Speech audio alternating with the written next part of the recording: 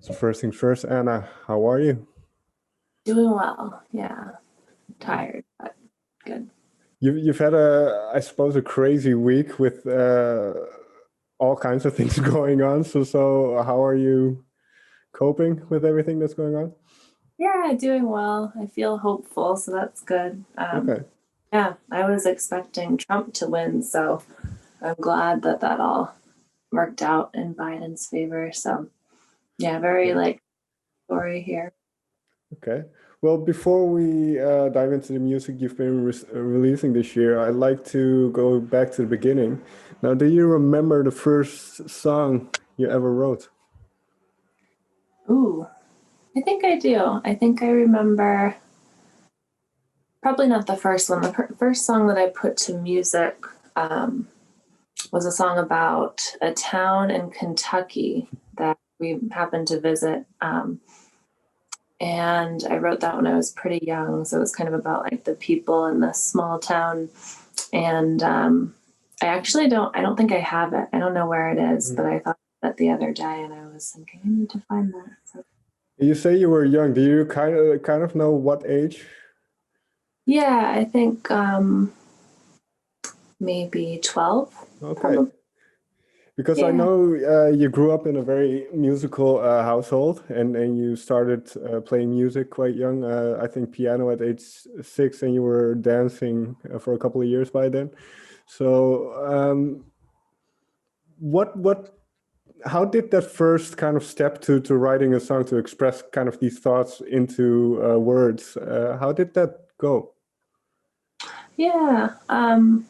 I think I always had a lot of, I don't know if I always knew what it was, but I had like ideas kind of moving around in my head all the time when I was there. And then eventually, when I started like sitting down and slowing down stuff, I realized, oh, these are like poems and lyrics and stuff like that. And so I just kind of got into the habit of doing that and making the time to do that. So um, yeah, it's different, is it like to be a songwriter because you're always like interpreting or having ideas. It can be exhausting, but Well, in that sense, finding a creative outlet for some of those thoughts, then what did that do for you, both early on and to this day? um, I think yeah, it definitely gave me peace if there was a situation that I couldn't work out or something that didn't work out in my favor. I could kind of just interpret it through songs and stuff like that, and Hmm. was able to find some peace about a situation. That's been, as I've gotten older, just I realize how helpful it is to be able to do that. And especially in those early years, then, did you have any kind of goal at all at that point, or was it just you liked doing it, so you did it? Yeah, I think I did it because it made me feel better. Yeah, I didn't think I would perform because I'm kind of shy and Okay. I didn't want to do that. But then I realized that I had all these songs, so I might as well put them out there. And so I started doing that, and my alarm's going off. And yeah, so it wasn't like a really clear goal ever, but then it just kind of happened that I did it. So When did you start sharing what you wrote and what you created? Because that must have been quite a difficult step then. yeah, it was. Yeah, I think I was 17. Okay. I had done a lot of traveling, like through the U.S. and South America, and uh, had a lot of like material written from all of that time. And I think I just played at like a local coffee house here, and a lot of people came and listened, and it was really nice. So yeah. Did you start to enjoy the notion of performing then, or is it still something yeah, that you get nervous about? Yeah, I think I always get nervous, like depending on the setting. I've definitely gotten more comfortable with it, and I Okay. do like it, but there are certain, bigger stages and things like that that get me a little nervous sometimes. Sure. When did music then become something more than just something you did to get these thoughts out, or to kind of just spend some hours doing that? When did it become a little bit more serious for you? I think when probably, yeah, I was playing around here a lot. And then maybe like 3 years ago, I realized, if all these people are playing festivals and things like that, I feel like I can do that. And someone who I had been dating told me that I would never do anything with my music. And he totally put me down. He said, "You'll never get anywhere with it." So I just like kicked it into high gear and like did all of this playing and like a whole bunch more followers and stuff like that. And so that felt good. That was a cool. So there was a good motivation for you to kind of, well, I'll show you. For a lot of years, that was the motivation. And then it just kind of stopped being related to that. But yeah, sure. That to do more. So. In terms of the songwriting then, because obviously you're not the same person you were when you were 12. So how did that songwriting develop as things got more serious in terms of kind of did it change for you? Yeah, it definitely changed. It used to be a little bit more, I want to say like storytelling. And then I started listening to more jazz music and kind of like experimental things. And so that definitely kind of found its way into my music. And I think now my songs are a little bit more like, I want to say ethereal, maybe, that's what I try, or more spiritual. So it's definitely changed from like a story structure to something more just like a free form type of thing. So. But in terms of the lyrics then, because I do think lyrics are quite important for you, is it, should I understand it then as are you very deliberate, or is it also somewhat of a stream of consciousness type of thing? Yeah, it depends on the song. Definitely some of my songs are a stream of consciousness depending on how they like come to me.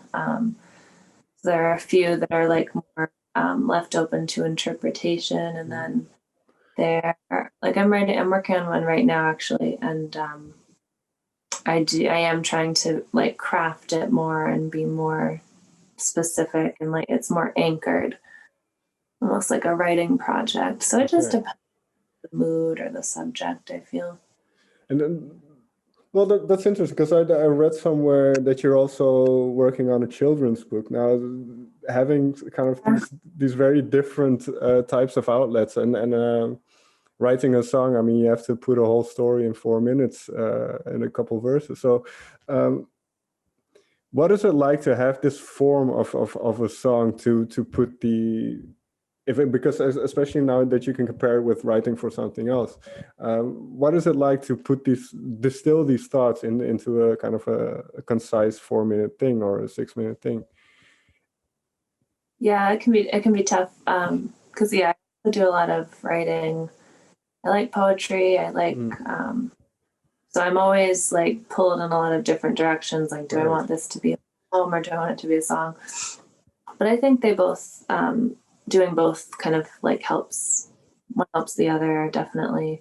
With songwriting, I feel that you have to be a little bit more vague, and that's what I like about it, that it can be like more spiritual and loose and stuff like that. So if I feel like a song needs that, I will kind of go in that direction. But yeah, poems and like the children's book I'm working on, it's more concrete, obviously. I do sometimes have a hard time cramming everything in because I do like to write prose and stuff like that. So it's a tough balance. And what I find interesting about the songwriting process, then, and especially if you write poetry, then how do you figure out what lends itself to a song? Well, how do you figure out kind of these thoughts and this will work in the song and this will remain poetry? Yeah. If it's a song, I always feel like it's a moment in my mind that kind of like takes off. Okay. In a way that just, I mean, if it's very emotional, then usually it becomes a song, I feel, because that just has more power musically. And yeah, like last night, for whatever reason, I was just struck by like whatever the circumstance was. I was just walking on the street and I was like, oh, I kind of feel like this is a song. And because it was kind of a visceral, kind of running through me type of thing, I definitely wanted it to have music with it and give it some more emotional power. Right. And in terms of, I mean, you live in Waterford, Connecticut, and you mentioned you've traveled around quite a bit. How important is then kind of the environment and the mood that you're in at that particular time in terms of what comes out musically? Yeah, it's definitely important. I'm lucky. I live near a lot of beach and water. So I think from a young age, and a lot of the people around here are very creative, very quiet. It's like, it's an interest. It's very like dreamy in terms of like the landscape.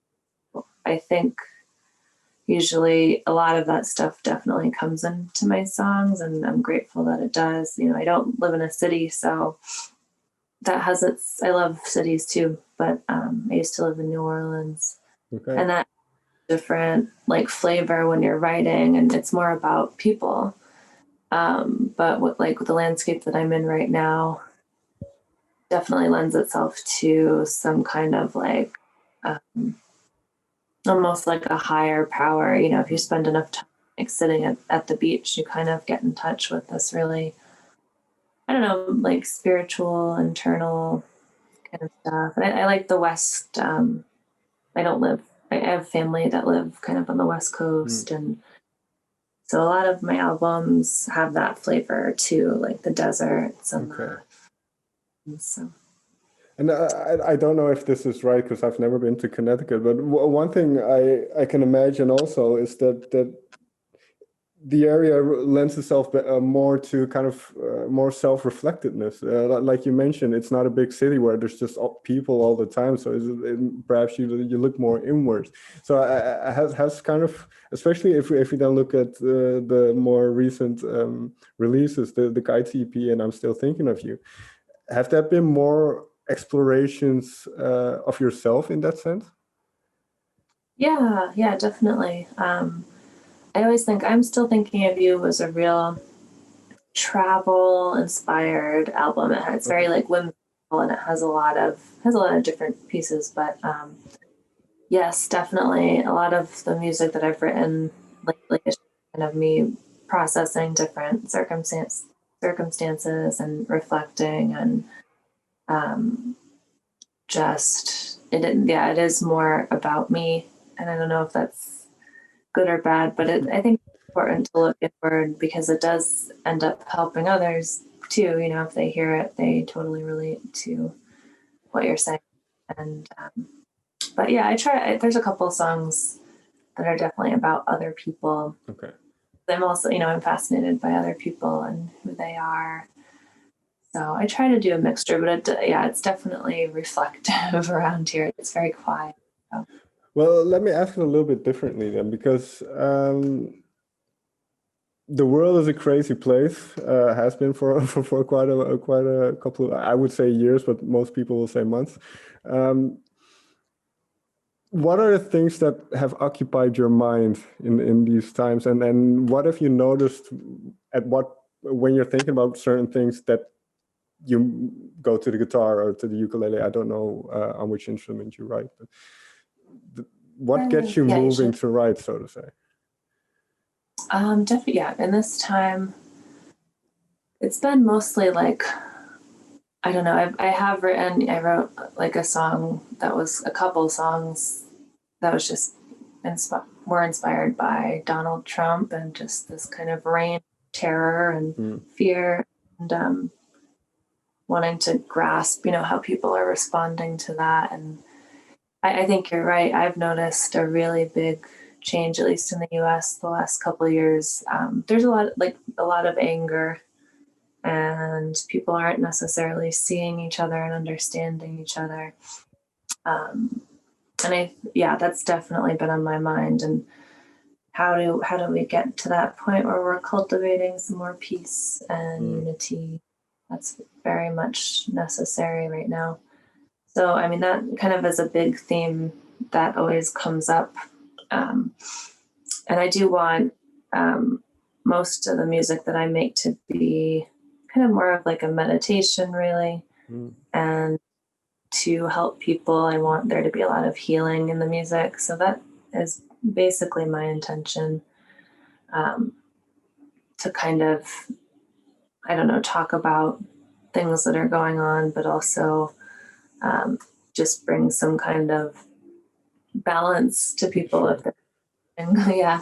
And then just like, I don't know, and this time it's been kind of slow here, at least where I am. So just noticing that people are really simplifying and embracing little things. And I'm kind of trying to do the same thing, and just seeing people in that sense is kind of nice. So a lot of that seems to come into my music, like some of the bigger themes of like fear and aggression that is in our world, and then, you know, the uncertainty, but also to add some like stability too. And then I just want to mention, I didn't mean to single out America, because I think the world is fucked up everywhere, but yeah, this is just so I mentioned that. No, we always think, what do we look like to other countries?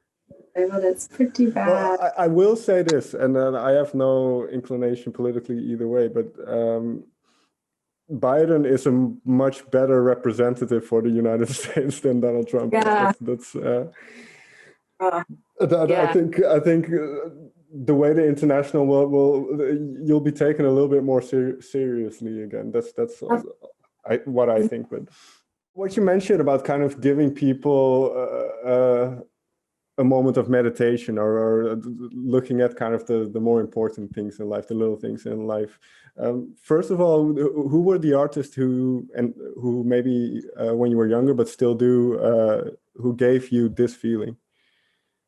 Yeah, lots of people. I really like Leonard Cohen, as someone that just really kind of cuts to the truth in a lot of things. I like Katie Lang and Alanis Morissette, and I like a lot of jazz music too. So anything kind of like inspired by New Orleans, and Billie Holiday is someone that I really liked.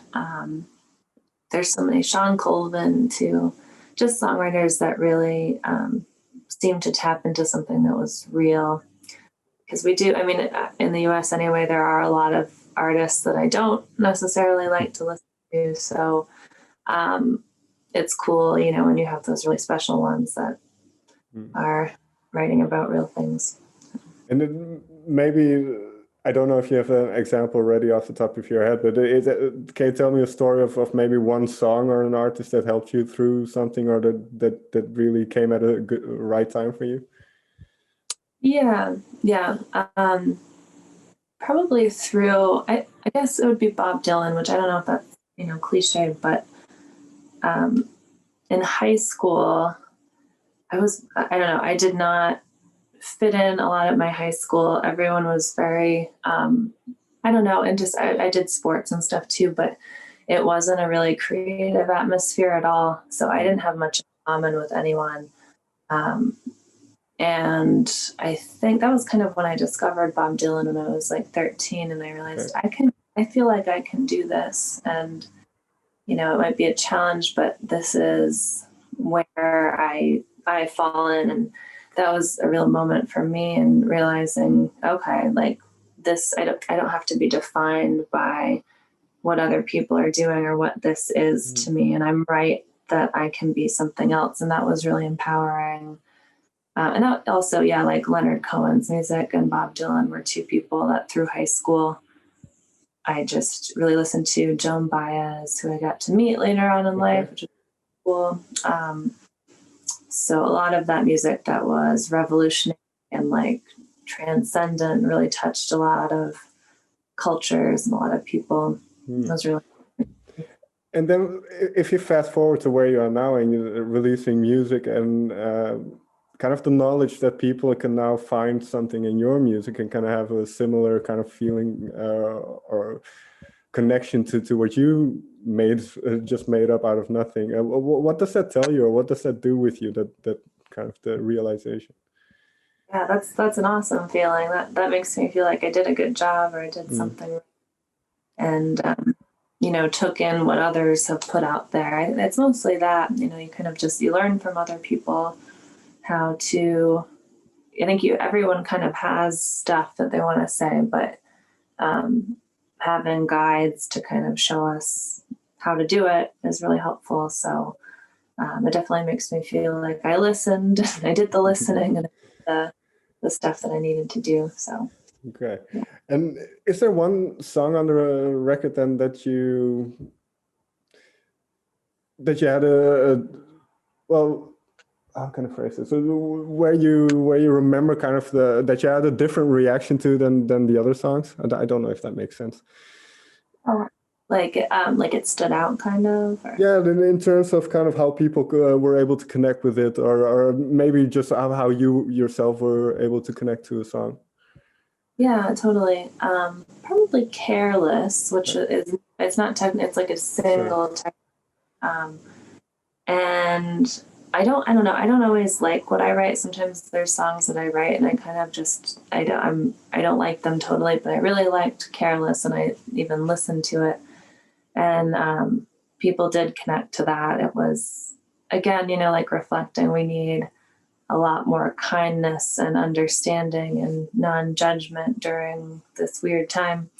So that was, it's kind of like a simple intention with the song, really, just towards that and hope.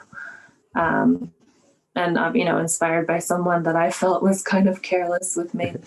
But I really, it just, to me, that's very definitive for a lot of the music that I've made. Okay. And people really relate to it and like, yeah, like this, I've been through that. And it's simple. It's not like really lyrically dense as a lot of my other songs are. So I thought that was cool that it, was kind of maybe more basic, but it just got to more people and I felt connected to it. Right. Did that song come out very quickly then? It did, yeah. I do remember. I don't remember writing it really. And so it was just kind of the raw emotion. And that's the cool thing with songwriting too. I feel like you have to be really good at noticing your emotions and like when is the best time to write a song. And so yeah, I captured that at the right moment, I feel, and got something that was worth writing down, I think. So right. Yeah. And if we look at the world now, and in terms of what we mentioned kind of briefly, playing live, and obviously that's out the window at the moment. But the music business is, to begin with, I think quite a volatile business to find your way through, to navigate your way through. So how are you looking towards kind of the coming, well, the uncertainty of what's in front of us? Yeah, I don't know. I was lucky. So Connecticut had really low numbers, and I got to play outside more probably than a lot of my friends in other states did. Okay. I wasn't in like Nashville and places like that. I think had really high counts, but Connecticut was really like the lowest in the country. So I was really grateful that I had a good summer, basically. But yeah, like I miss playing at music venues and festivals. So I think for me, I like that it's a little bit slower and you can get more in touch with the creative process and more writing. But there definitely is like a real emptiness when you can't play that music and connect with people. Digital stuff is weird, it's not ideal. So I'm just trying. I know there's like a lot of virtual stuff to do. So at this point, like to get through the winter, I'm probably gonna look into stuff like that. But I don't know. It's very uncertain. I think people are gonna have to just be creative with how they present music. And but it's been cool because I feel like I've connected more like with someone in Belgium, people that are in Europe. And that's interesting. I was supposed to go to play a festival in Ireland last spring, and that didn't happen. But I don't know. I just think maybe globally people might be able to be more connected. Who knows? And finally, then, what have you noticed? Because, well, these two albums were released, I think, in March, or at least earlier in the year. What have you noticed about what you are writing now? What you're writing these days? Are you kind of swaying in a different direction again? Yeah, I think I'm getting more because like my life is very quiet. So the pandemic started. Someone dumped me on New Year's, and then like the whole year just like was terrible. So all those songs were from that.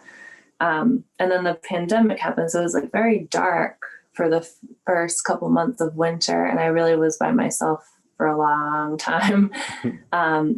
Summer, like we have a nice summer around here, obviously by the coast, and so that was like a lighter moment. But yeah, I've been mostly by myself, so I'm really, really feeling creative. Like I've written a lot of songs, and they're not necessarily about people; they're more about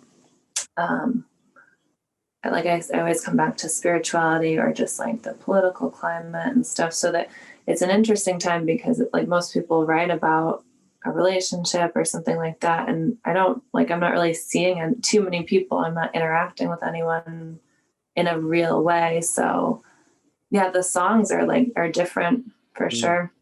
It's like an intensely creative time for me, which I'm not complaining about. But well, yeah, that's good to hear. That's looking forward to what you come up with then. Yeah, I'm excited.